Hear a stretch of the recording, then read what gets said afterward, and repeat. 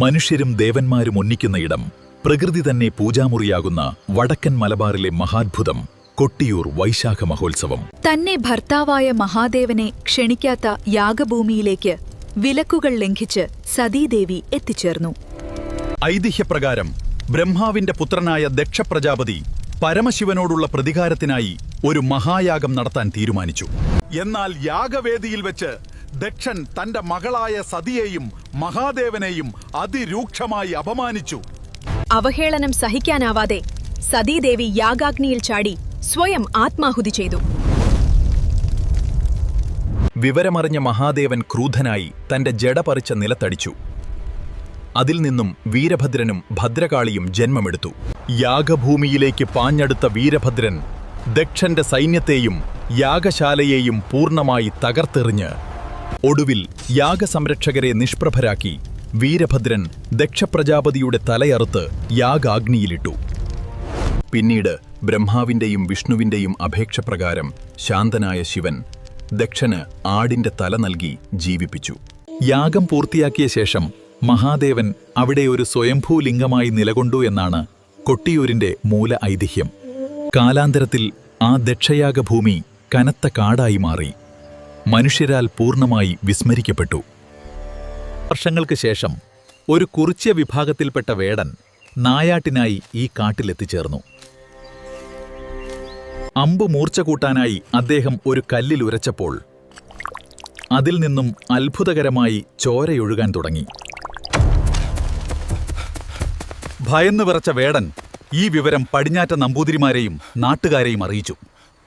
പിന്നീട് ജഗദ്ഗുരു ശങ്കരാചാര്യർ കൊട്ടിയൂരിലെത്തുകയും അവിടുത്തെ ദിവ്യത്വം മനസ്സിലാക്കി പൂജാവിധികളും ആചാരങ്ങളും നിശ്ചയിക്കുകയും ചെയ്തു.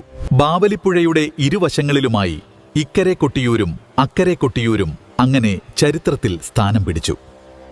അക്കരെ കൊട്ടിയൂരിൽ സ്ഥിരമായ പ്രതിഷ്ഠയോ ശ്രീകോവിലോ ഇല്ല. പ്രകൃതിയോട് ചേർന്ന തറകൾ മാത്രമാണുള്ളത്. സ്വയംഭൂലിംഗം സ്ഥിതി ചെയ്യുന്ന മണിത്തറയും സതീദേവിയുടെ പ്രതീകമായ അമ്മാറക്കല്ലും ഇവിടെ ആരാധിക്കപ്പെടുന്നു. യാഗഭൂമി ശുദ്ധീകരിക്കാൻ ഒഴുകിയെത്തിയ ഗംഗയാണ് പുണ്യനദിയായ ബാവലിപ്പുഴ എന്നാണ് ഭക്തരുടെ വിശ്വാസം. വർഷത്തിൽ 11 മാസവും അക്കരെ കൊട്ടിയൂർ കനത്ത കാടായി അവശേഷിക്കും. വൈശാഖ നാളുകളിൽ മാത്രമാണ് ഇവിടെ പ്രവേശനം. വൈശാഖ മഹോത്സവത്തിന് തുടക്കം കുറിച്ചുകൊണ്ട് മണത്തണ ക്ഷേത്രത്തിൽ നിന്നും നീരെഴുന്നള്ളത്ത് നടക്കുന്നു. ആദ്യ പ്രധാന ചടങ്ങായ നെയ്യാട്ടം. നൂറുകണക്കിന് കർഷകർ കൊണ്ടുവരുന്ന നെയ്യ് സ്വയംഭൂലിംഗത്തിൽ അഭിഷേകം ചെയ്യുന്നു.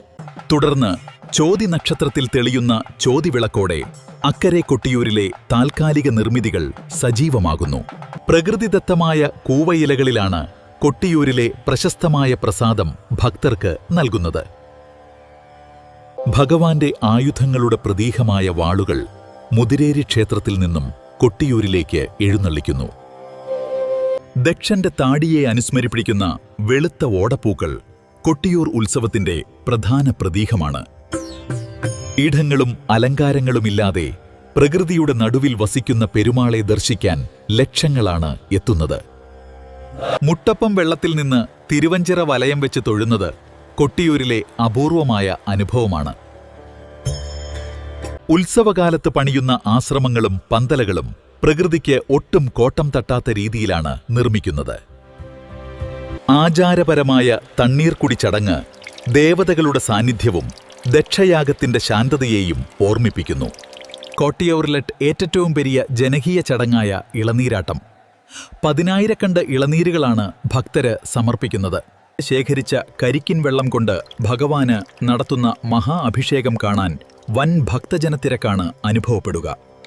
കേരളത്തിലെ മറ്റു ഉത്സവങ്ങളിൽ നിന്നും വ്യത്യസ്തമായി ഇവിടെ ആനയെഴുന്നള്ളത്തോ ആർഭാടപൂർണമായ മേളങ്ങളോ ഇല്ല. പുലർച്ചെ നടക്കുന്ന ഉഷപ്പൂജയുടെ സമയത്ത് കൊട്ടിയൂർ വനം പൂർണ്ണമായും ഒരു മന്ത്രസാന്ദ്രമായ അന്തരീക്ഷവുമായി മാറും. മലബാർ കുടിയേറ്റ ചരിത്രവുമായി കൊട്ടിയൂർ ഉത്സവത്തിന് വലിയൊരു സാമൂഹിക ബന്ധമുണ്ട്. വിവിധ സമുദായങ്ങൾക്ക് ശങ്കരാചാര്യർ നിശ്ചയിച്ചു നൽകിയ കൃത്യമായ ചുമതലകൾ ഇന്നും തെറ്റാതെ പാലിക്കപ്പെടുന്നു. ഉത്സവത്തിന്റെ അവസാന ഘട്ടത്തിലേക്ക് കടക്കുമ്പോൾ വലിയ രീതിയിലുള്ള കലശപൂജകളും അഭിഷേകങ്ങളും നടക്കുന്നു. ഒരു ആരാധനാലയം എന്നതിലുപരി വലിയൊരു പ്രകൃതി സംരക്ഷണത്തിന്റെ സന്ദേശം കൂടിയാണ് കൊട്ടിയൂർ നൽകുന്നത്. രാത്രികാലങ്ങളിൽ തെളിയുന്ന വിളക്കുകളുടെ പ്രഭ കൊട്ടിയൂരിനെ ഒരു ദേവലോകമാക്കി മാറ്റുന്നു. മകം നക്ഷത്രത്തിലെ പ്രധാന ചടങ്ങായ മകം കലം വരവ് പ്രത്യേക ആചാരങ്ങളോടെയാണ് ഈവ ശ്രീലകത്തെത്തിക്കുന്നത്. ഉത്സവത്തിലെ ചില പ്രത്യേക ദിവസങ്ങളിൽ സ്ത്രീകൾക്ക് അക്കരെ കൊട്ടിയൂരിൽ പ്രവേശിക്കുന്നതിന് വിലക്കുണ്ട്. വൈശാഖ ഉത്സവത്തിന്റെ സമാപനം കുറിച്ചുകൊണ്ട് ഏറ്റവും പവിത്രമായ തൃക്കലശാട്ട് ചടങ്ങ് നടക്കുന്നു. ഉത്സവം കഴിഞ്ഞ ഉടൻ തന്നെ അവിടെ കെട്ടിയുയർത്തിയ എല്ലാ താൽക്കാലിക പന്തലുകളും ഭക്തർ സ്വയം പൊളിച്ചുമാറ്റുന്നു.